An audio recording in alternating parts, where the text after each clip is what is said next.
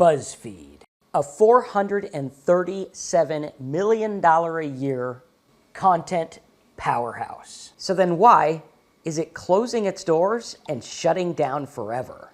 Buzzfeed says it will use AI to help create content. Stock jumps 150%? BuzzFeed is using AI to write SEO bait travel guides? BuzzFeed is quietly publishing whole AI-generated articles. This begs the question, is AI at fault for BuzzFeed's downfall? We can see here back in March of 2021, the stock price was hovering right around $10. A drastic decline happens in 2022. Then, in May of 2022, this thing starts tanking like crazy. And then it drops under $1 in January 20th of this year, right before they announced the AI revolution. The stock then jumps from 94 cents to almost $4, practically overnight. Now, if we can start to understand the reason BuzzFeed is failing, I think that can help you put a lot of money in your pocket. Because let's face it, BuzzFeed is nothing more than an online content creation engine.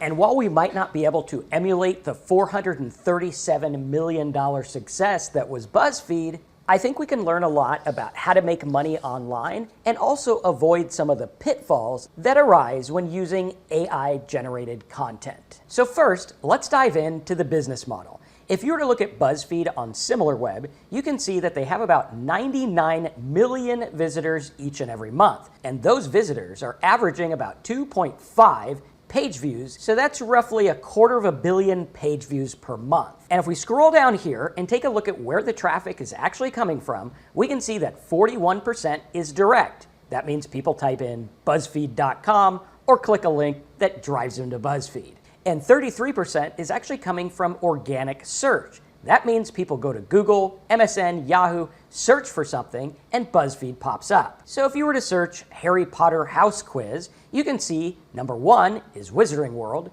number 2 is Brainfall, and number 3 is none other than BuzzFeed. We can also see about 16% of their traffic is coming from social. That's probably like clickbait or people sharing stuff on social media, or even their YouTube channel, Facebook groups, Facebook ads. And using this keyword tool, Ahrefs, I can actually see what they rank for in Google, how high they rank, and how many people each and every month are looking up these search terms. So it's actually very simple. What we have here is a basic content publishing platform. They go out there and look up what people search for in Google. Then they create a piece of content about that. Let's say they're looking up something like Pizza Hut melts. That gets over 119,000 searches a month on Google. And because BuzzFeed is ranking number 5, that's driving about 9,000 visitors a month to their website. And using search engine optimization, they're able to build a powerhouse getting tons of traffic each and every month. And this traffic drives ad revenue. The advertisers pay BuzzFeed for the traffic that they get on their website. And we could see here that they rank for all kinds of different things. But remember, not all search engine terms are worth the same amount of money. The word Pizza Hut melts isn't really worth that much at all because they're just looking up whatever a Pizza Hut melt is. So that one's probably only worth a couple of pennies per click at best. However, if we go over here and click on CPC, or cost per click, we can see that some of the keywords like sell my house fast Austin is going for about $70 for one click to a website. And if we isolate the term sell my house, they rank for pretty much every city in the United States. And since that traffic is expensive, they make a lot of money. So if they're making $437 million a year, and they get traffic from Google for free, why are they going out of business? Well, according to USA Today, it's because of the tech recession, tough economy, declining stock market, decelerating digital ad market, but something doesn't seem to be stirring the Kool-Aid. So I decided to do a little bit more digging. Using the calendar feature of our keyword tool here, we can see that when they started doing AI, their rankings started dropping pretty drastically. Now, this might be unrelated, but we're going to dig into this and figure out what's going on. We can also see results for last year. They actually have a lot of new search engine rankings coming up. You can see those here listed in green. However, when you look at this year, we can see that there's a lot of losses and a lot of rankings dropping. We also need to take note of the amount of commercial intent keywords that they're ranking for. For example, over here we have roller skates, wedding dresses, outdoor furniture, prom dresses, Mother's Day gifts, and more. Yet over here, it looks like just a bunch of random stuff. So the question is, did using AI hurt BuzzFeed's reputation as an online pop culture news source? Well, let's take a look at the content.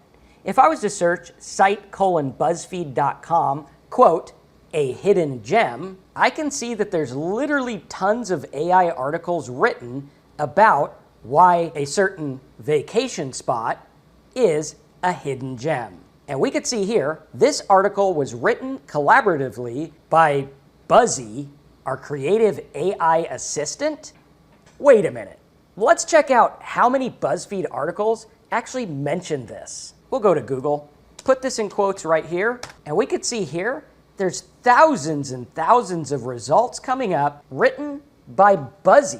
And we could see that Buzzy is listing new articles pretty much every day. However, I don't think this is what's leading to the decline of BuzzFeed. Actually, that started a lot before they introduced AI. And as a guy who makes money online, I know that this business model actually works really well.